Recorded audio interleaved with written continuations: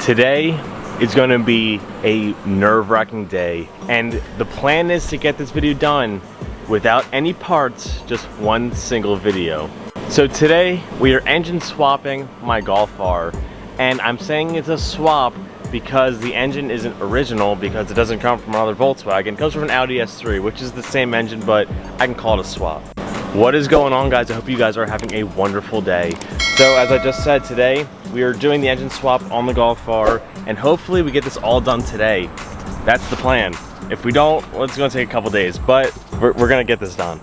So we're just gonna go and start at it, and I think the first best step to do is to rip off the entire front end, so when we actually remove the motor, it just slides out straight instead of having to lift it over the car. Even though the car is very low, I don't wanna risk the same thing that happened to the Civic and me dropping the motor by accident or whatever freak accident happens. So we're just gonna take the whole front end off and do it that way.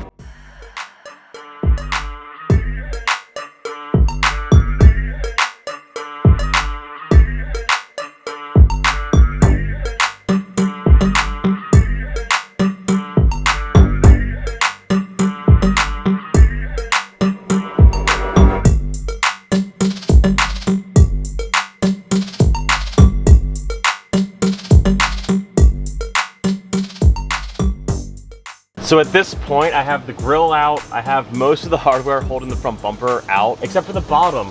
And I don't know who lowered this car so much, because like I can barely get 2 fingers underneath the front end of this car. They lowered it too much, so I have to raise the whole car just to get to these bottom bolts.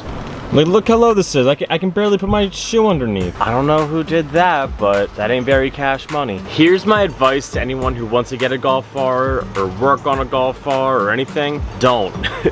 I've been working on this front bumper for literally like an hour and a half now, and I still can't get it off, and I can't figure out why. It seems like it's connected in the weirdest spots possible. Online it says it's 7 bolts, but I've removed like 16 bolts from the damn bumper and it's still not coming off, so don't do it. So it looks like the front splitter is the reason it won't come off, and that front splitter bolt is so like, all of them are shredded, and like it might be from me being low, but they seem to be pre-shredded. I can't get the front splitter off. So right now we're struggling, and we gotta go, like, I guess I'm just gonna try working around the bumper then, because I cannot get this damn thing off. So we're gonna try going around the bumper and seeing what happens. Turns out the front splitter was actually just covering a lot of the bolts, but we got the front bumper off finally. Now we gotta work on getting all the front rad support stuff out. I should probably take the headlights out to clear up some more space too, but we're getting there.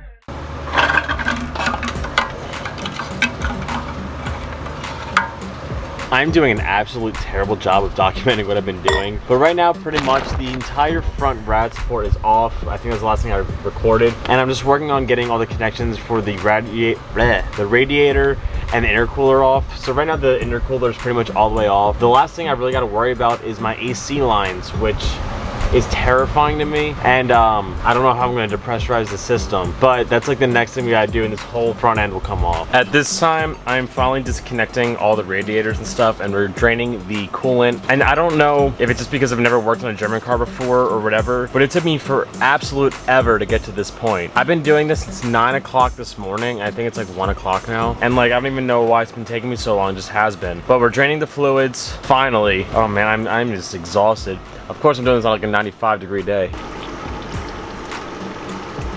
So it is currently 96 degrees outside, and I've been doing this for a little bit, and I took a break. I'm not sweaty anymore, but I'm going to come back to this when it cools down a little bit. So that's where we're at right now. Most of the coolant's drained out. Turns out there's a little bit of oil in my intercooler piping, so there's a little bit of oil in the coolant, so we can't even reuse the coolant, which it's kind of unfortunate, but we're gonna take a little break. I'm gonna get some help, take a shower so I can cool down so I don't overheat and die. but we'll be back in a little bit. We are back at it again. So right now I'm fighting with the whole radiator support still. I'm trying to take off the rad hoses, but I've never seen like a German rad hose. They use retaining clips instead of like regular hose clamps, and it's the weirdest thing I've ever seen. And I'm struggling to take them off. Got the top one off, drained a lot of the coolant. Still got the bottom one off. Still have to work with the AC lines. That one is like freaking me out a bit, but we're getting there. We are now on day 2 of the Golf R engine swap. And as I said before, I did a terrible time documenting and everything.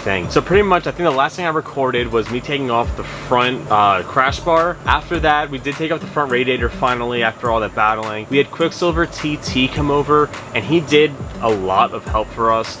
And if you don't follow him on Instagram, I'm gonna put his Instagram tag probably right here. So give him a follow, show him some love, because he was a big help for what we got done. So pretty much at this point, we have all of the front harness done. And now we have to work on the downpipe, the subframe, the axles, the all-wheel drive, and I think a couple more plugs in the back and some firewall stuff. And then the engine is ready to come out. And it seems like a lot of work, but at the same time, it's not. So I'm gonna get a little bit of this done today because I did just get off work, so it's starting to get dark already. So I'm gonna try to get the downpipe done.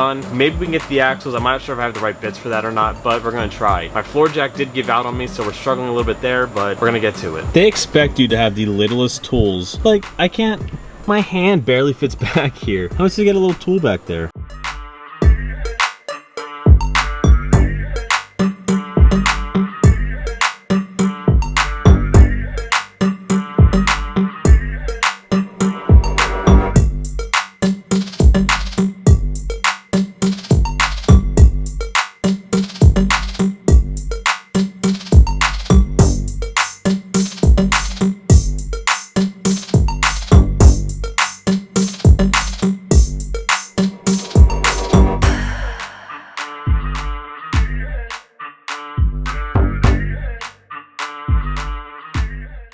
Fun fact about me, I don't have like screwdriver attachments for my ratchet, so I just use a really small socket to make it work.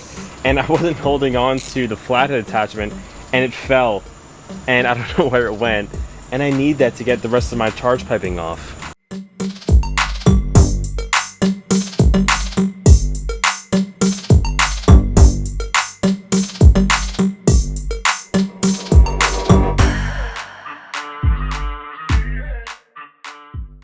It's crazy. I've been out here for maybe an hour, and I actually did get a lot of progress done. I'm dripping sweat. I feel gross right now. But we did the intercooler piping, we did the battery tray, we did the shifter cables. What else did we do? We did the downpipe V-band. We did a couple good things today. At this point, we still have to disconnect the downpipe completely, and I really don't know how, so I'm gonna have to probably look something up or just try to figure it out. Gotta do the axles, an all-wheel drive system, and drop the subframe, and then she should be ready to come out, which is pretty good.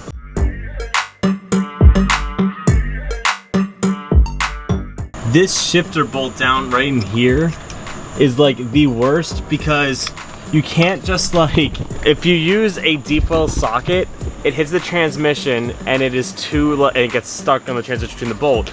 If you use a short well socket, you just can't get to it. So I gotta use my fingers now, and it hurts.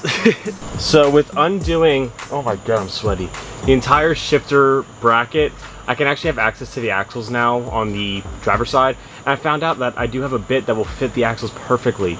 So we got some more harness undone from the back of the motor. So I think the last thing I have to do is all-wheel drive, axles, there's coolant lines on the firewall that I gotta do, and I gotta disconnect the downpipe completely, and then the motor can lift out. And let me check my checklist, because I do have one of those, but downpipe, axles, shifter cable, subframe. So I gotta drop the subframe still, I think. I'm definitely gonna have to check that out because I'm not sure. Heater core hoses, and yeah, so it's about 2 more steps we really gotta do. Axles, all-wheel drive, and subframe. So I'm not going to do that today because it's dark and I'm freaking beat from working all day, but next clip hopefully we'll be getting the rest of that stuff out and we can drop the motor. So now we are here from what I'm going to say is day 2.5 of ripping this engine out, and we are very close now, so we just have a few steps left, and I'm hoping we can get this thing out today because that would be my ideal goal. So today we have to focus on a few more coolant lines and oil lines for the turbo. There's, I think, one more plug in the back of the block that we have to worry about. Axles, all-wheel drive, and I gotta figure out how to completely disconnect the downpipe, but then it should be out. So we're very close. Now the last time I recorded, I'm not sure if I remember if I said this or not, but the thing that's scaring me right now is actually the downpipe, because, or not the downpipe, the all-wheel drive, because it might be a different bit than I have. Everything on this block so far has been Torx bits, except I think the downpipe might either be hex bits or it could also be triple squares, so I'm not really sure. So we're gonna have to figure that one out once we get there. It's pretty bad. One of my seals broke in my floor jack here. So like this, there's nothing there, and I have to go all the way down here for it to do anything. So my car literally won't go higher than this on this side, which is unfortunate because I need the car way up there, but we'll figure it out. So I was trying to lift the other side and my floor jack just like completely gave out. So we got to go to Harbor Freight and go get another floor jack. This should help me out a bit. For all the Golf R GTI Golf owners watching this video, I found out there actually are secret jack points underneath the car that are kind of behind the weld points that there's covered by plastic, and you can uncover them so that way you can lift the whole front end of the car up easily and safely, because the other way you have to lift from the back, and this is a lot easier.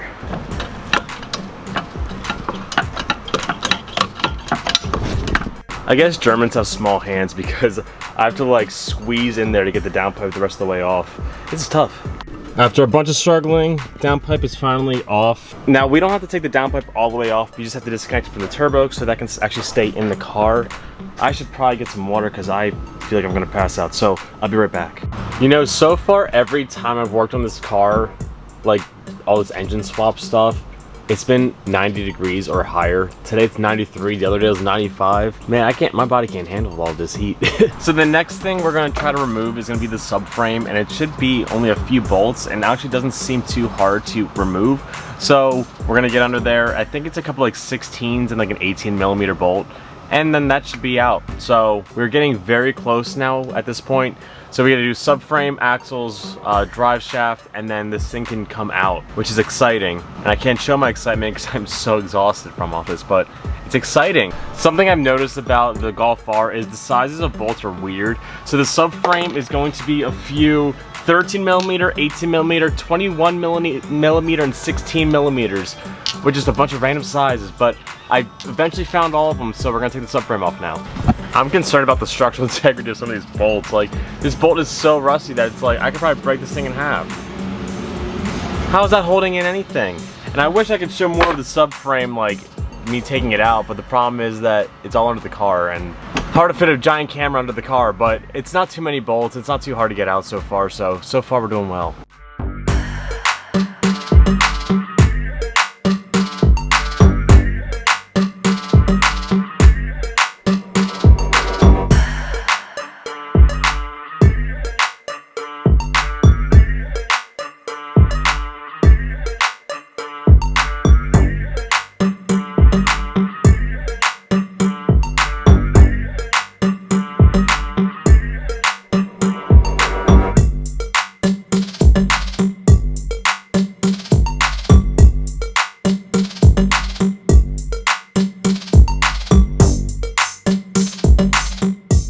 The battle for the subframe is over. We got it out. Oh boy. Drive shaft and axles is all we got left, and it should be out. I really didn't want to do this, but I don't have the proper tools right now, and I need triple squares to get the axles and the drive shaft off, and then the engine is actually ready to come out all the way. So with that being said, we're gonna make this probably a 2 to 3 to 4 part maybe video. I don't want to make it more than 4 parts, but we'll see what it is. So this is definitely gonna be the end of part 1. Pretty much the engine's ready to come out, but again, I just need the triple squares. They're ordered, they'll be here soon, but they're not here yet, and I haven't had content in a long time, and I want to put something out. So guys, I'm gonna leave you guys off here for part 1. So do me a few things: comment, like, subscribe, whatever. Do the fun stuff, keep doing you, stay motivated, boys. I'll catch you guys next time. Peace out and peace.